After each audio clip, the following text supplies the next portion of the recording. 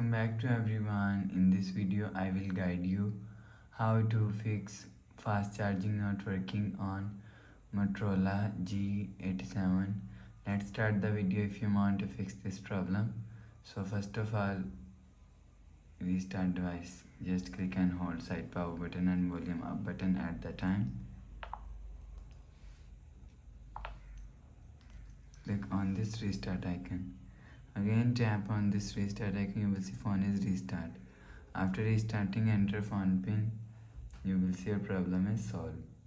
But if it not solved, go to app library. Here click on settings app.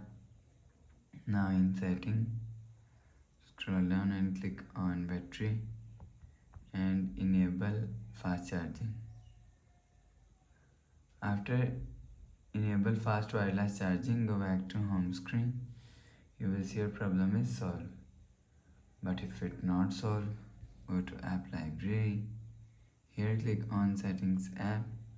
Now in setting, scroll down and click on system and update. You will check your software update is latest.